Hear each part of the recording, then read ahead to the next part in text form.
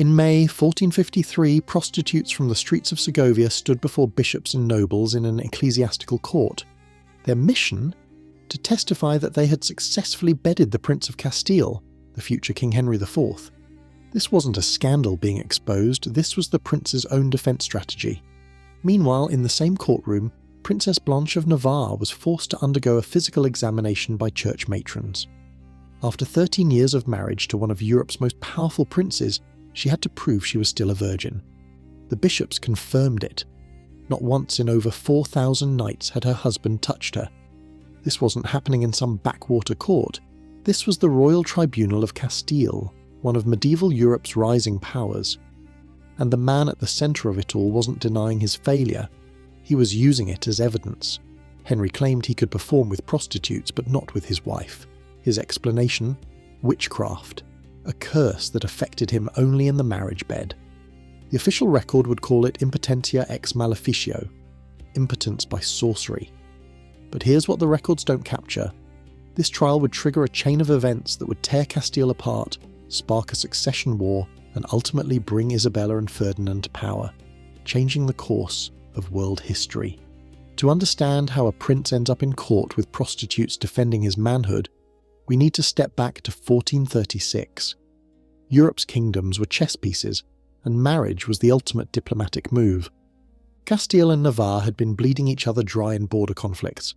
The Treaty of Toledo offered a solution straight from the medieval playbook: unite the kingdoms through marriage. Prince Henry of Castile would marry Princess Blanche of Navarre. On paper, it was perfect. Their children would inherit both kingdoms, peace would reign. But there was one problem nobody saw coming. September 16th, 1440. The Cathedral of Valladolid. 15-year-old Prince Henry stands at the altar. He's gangly, awkward, already showing signs of the strange ailments that would plague him. Chronic headaches, kidney problems, and what court physicians delicately called melancholic humours.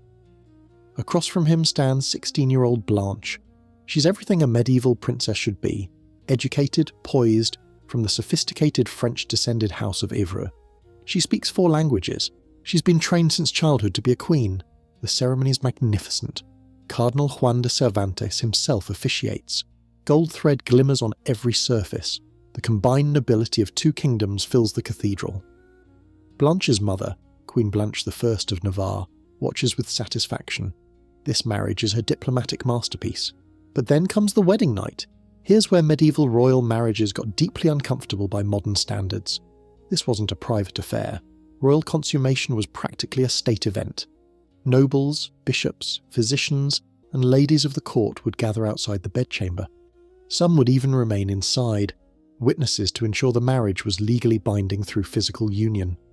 The crowd that gathered outside Henry and Blanche's chamber that night included, according to one chronicler, nobles, favourites, bishops, doctors, maids, and even jesters.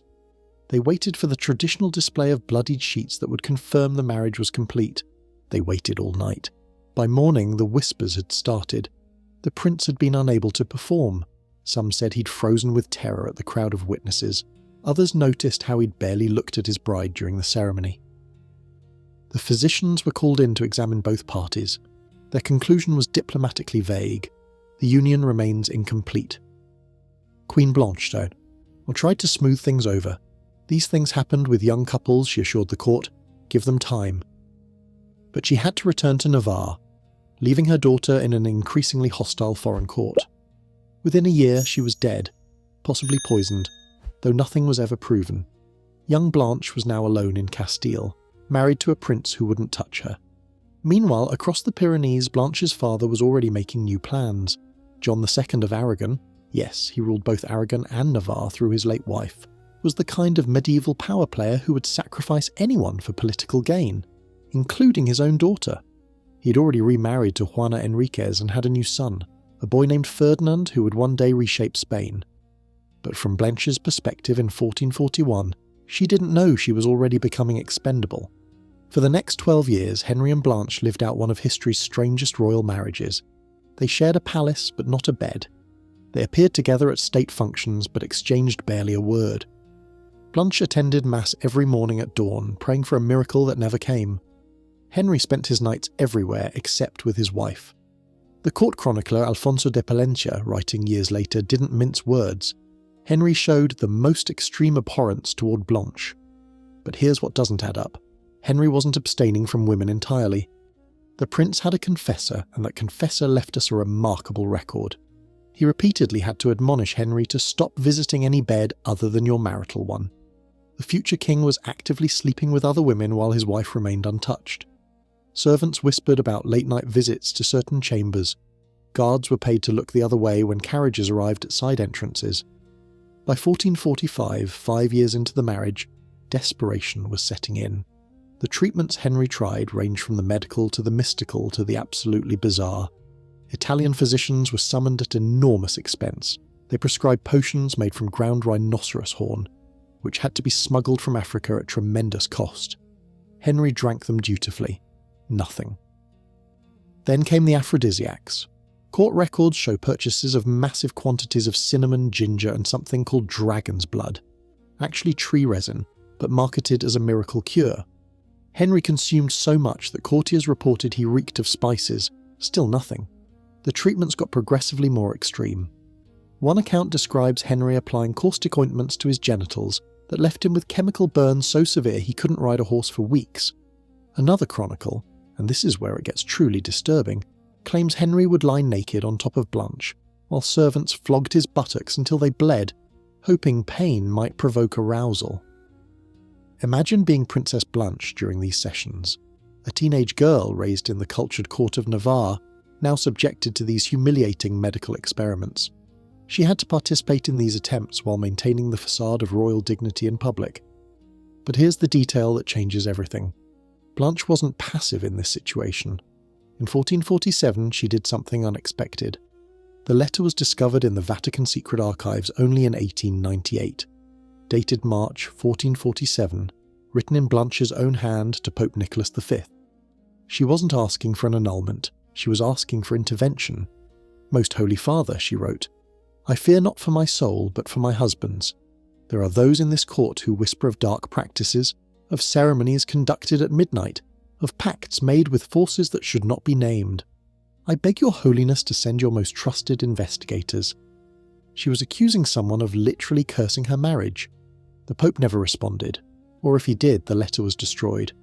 But 3 months after Blanche sent this letter, something significant happened at the Castilian court. The court magician, yes, they had an official court magician, was quietly dismissed and fled to Morocco.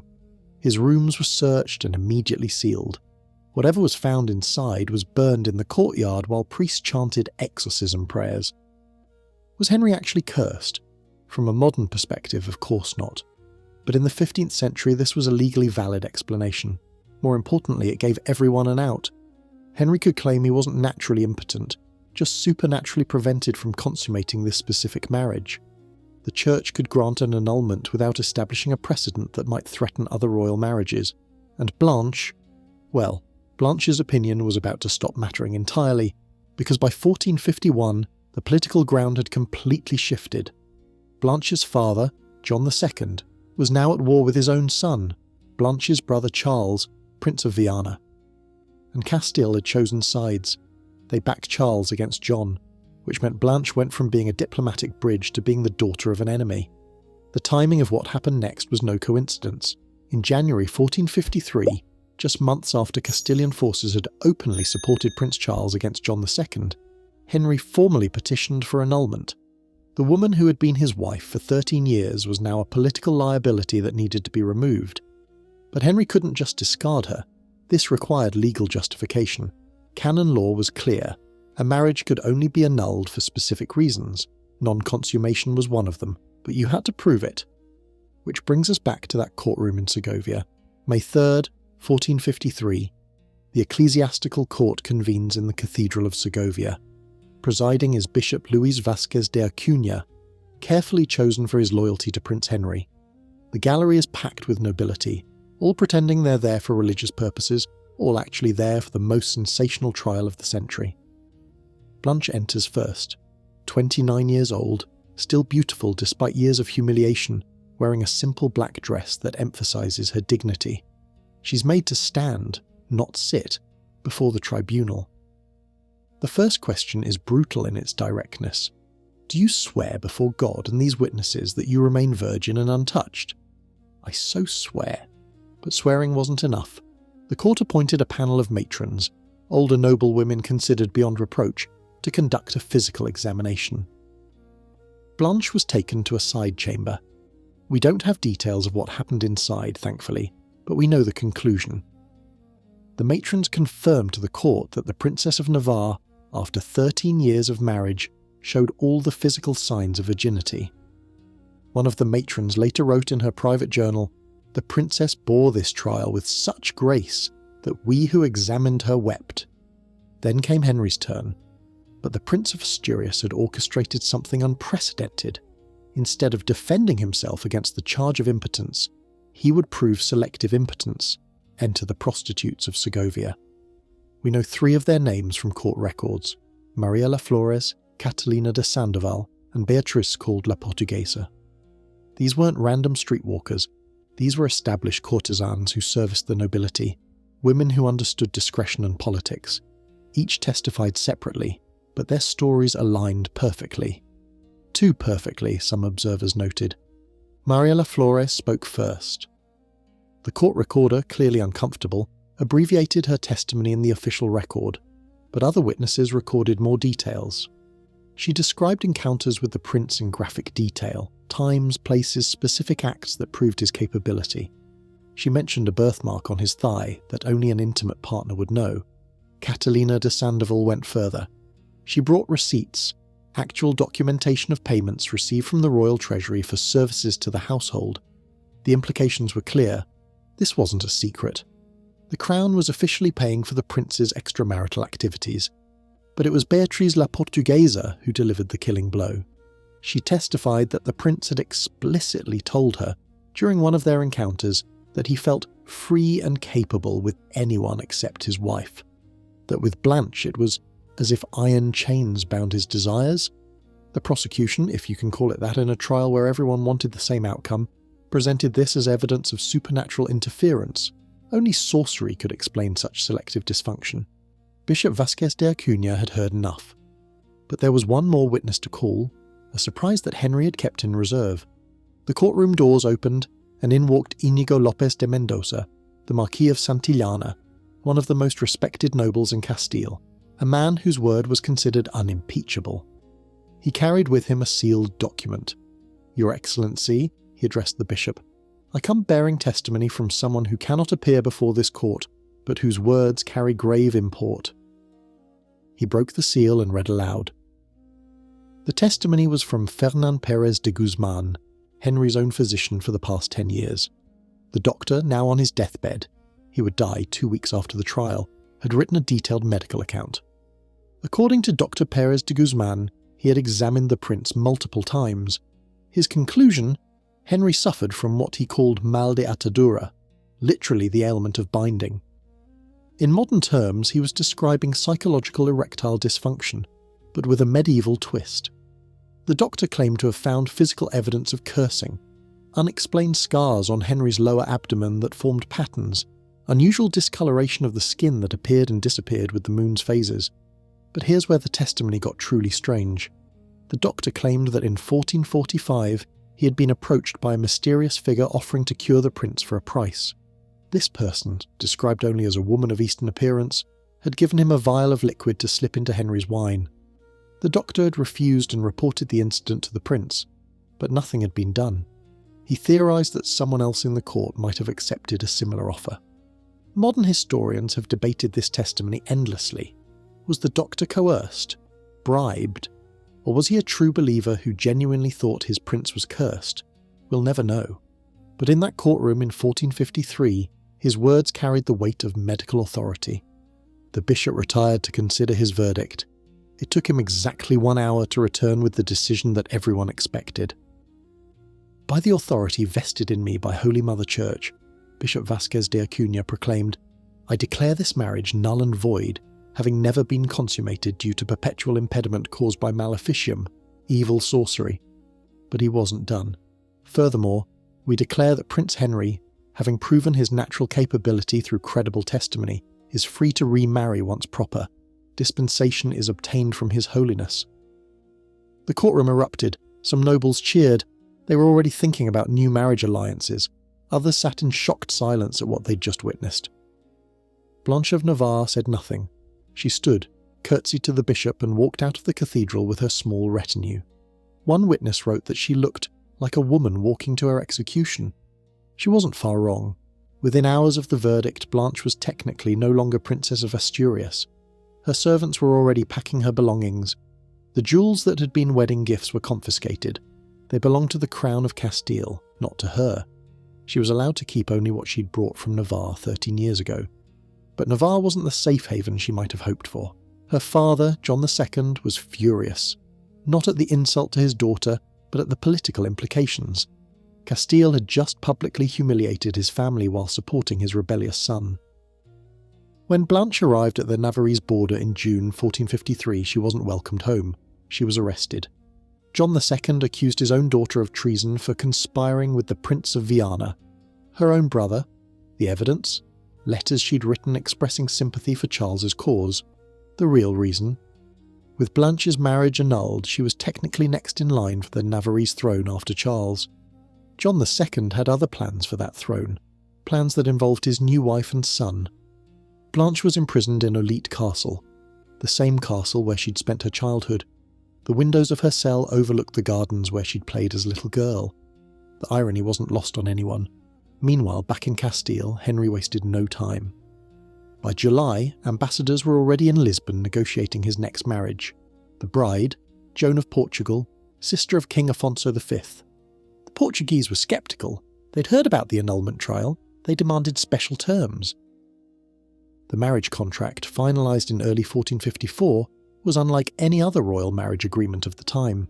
If the marriage failed to produce children, Joan would keep all her dowry, all gifts, and substantial Castilian territories.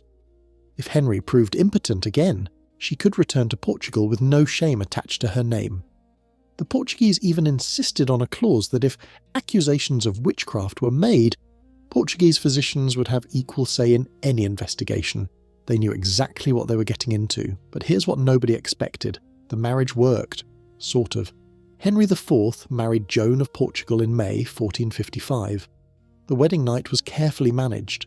No crowds, no witnesses, just the couple and a trusted servant outside the door. Whatever happened that night, both parties declared the marriage consummated. For 7 years there were no children. The whispers started again. Henry the Impotent became his nickname in foreign courts. Spanish ambassadors reported being mocked in France and Italy. Then, in February 1462, Queen Joan gave birth to a daughter. The birth of Princess Joanna should have silenced Henry's critics.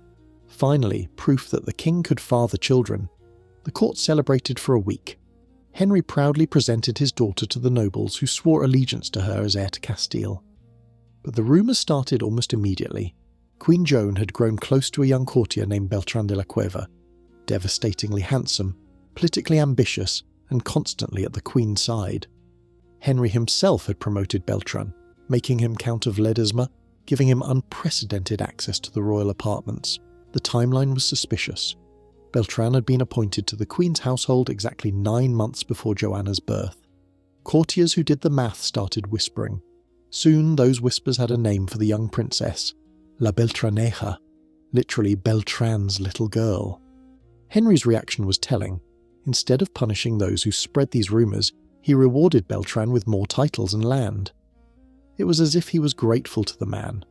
Some historians have suggested Henry knew exactly what was happening, that he had arranged for Beltran to do what he couldn't. But in 1464, the political cost became too high.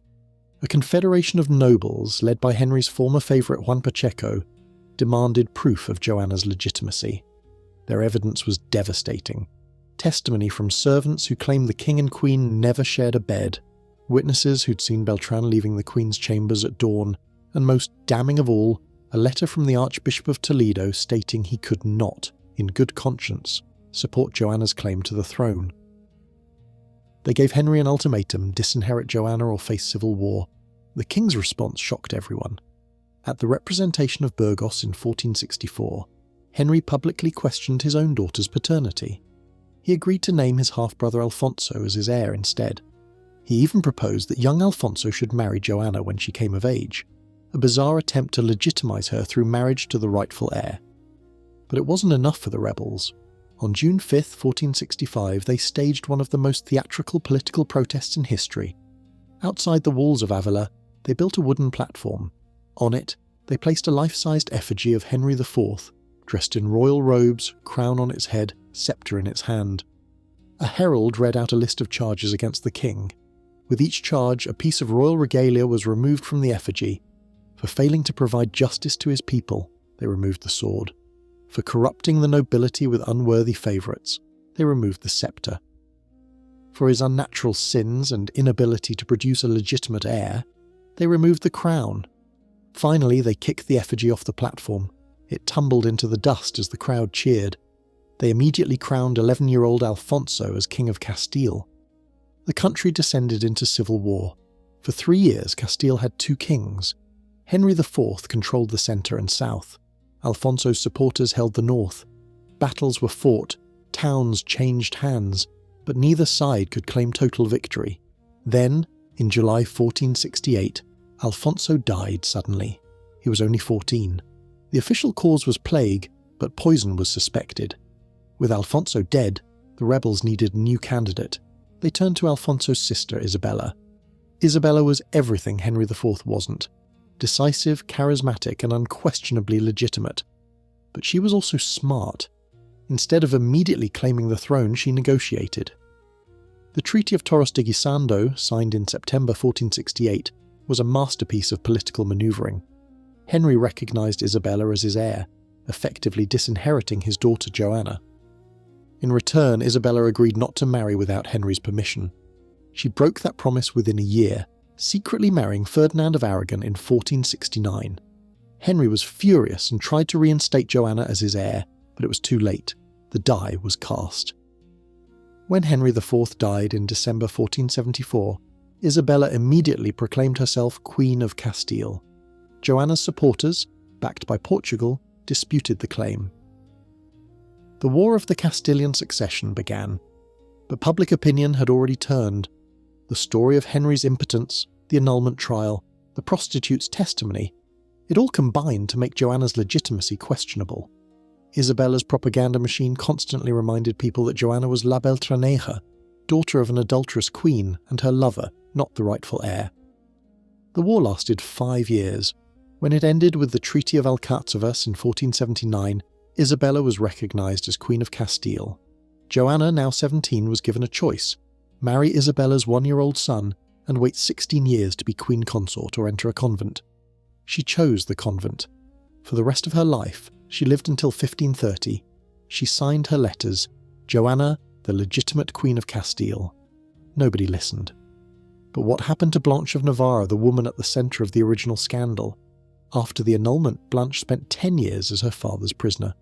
John II tried repeatedly to marry her off, to the Duke of Berry, to various French nobles, but Blanche refused them all. She'd had enough of political marriages. In 1461, her brother Charles of Viana died under suspicious circumstances while negotiating with their father. Many believed John II had poisoned him. With Charles dead, Blanche was technically Queen of Navarre. The Navarrese Cortes even proclaimed her as such. John II's response was swift and brutal. He transferred Blanche to the custody of her younger sister Eleanor, who was married to Gaston IV of Foix. Eleanor had already agreed to support their father's claim to Navarre in exchange for being named heir. In April 1462, Blanche was forced to sign a document renouncing all claims to Navarre.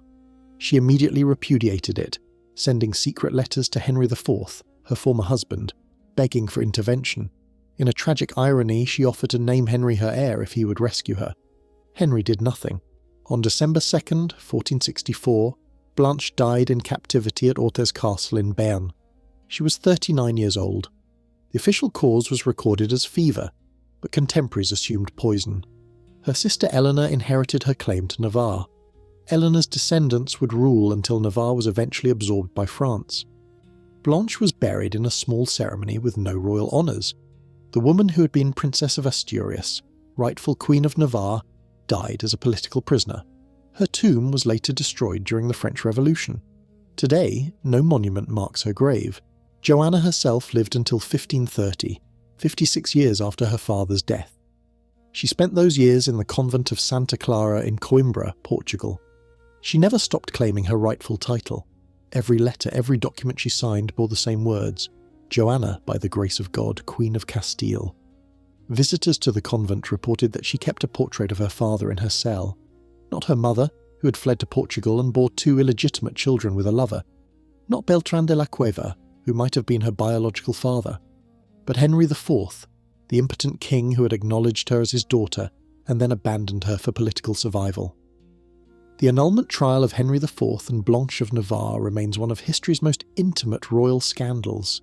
It's a window into a world where a king's bedroom failures could topple kingdoms, where virginity could be legally verified, where prostitutes could save a prince's reputation, and where witchcraft was considered a valid legal defence. But it's also a deeply human tragedy. A young couple forced into marriage, unable or unwilling to consummate it. A princess abandoned by everyone who should have protected her. A king so desperate for an heir that he may have arranged his own cuckolding. A daughter condemned to illegitimacy by the very father who had proclaimed her his heir. The Castilian succession crisis that followed shaped the modern world. Isabella and Ferdinand's marriage united Spain. Their sponsorship of Columbus opened the Americas to European colonization. The Spanish Empire that emerged would dominate global politics for centuries. All because a 15-year-old prince couldn't, or wouldn't, consummate his marriage on a September night in 1440. Henry IV died believing he had failed in everything. His nickname, the Impotent, has followed him for 5 centuries. History remembers him as weak, ineffective, possibly homosexual, certainly inadequate. But recent scholarship has begun to rehabilitate his reputation. He was a king who tried to avoid civil war, who promoted talented commoners over entitled nobles, who attempted religious tolerance in an increasingly fanatical age. The real tragedy isn't that Henry was impotent. It's that in medieval Europe, a king's worth was measured by his ability to produce heirs. Everything else, wisdom, justice, mercy, mattered less than fertility. Perhaps the last word should go to Blanche of Navarre. In one of her final letters, smuggled out of captivity in 1463, she wrote, "They have taken my crown, my freedom, my dignity. They have not taken my truth. I was a faithful wife to a faithless husband, a loyal daughter to a treacherous father, a true queen to a kingdom that rejected me. History will remember their lies, but God knows my truth." She was right about one thing. History did remember their lies. But sometimes, in the lies we tell about the past, we reveal the deepest truths about ourselves.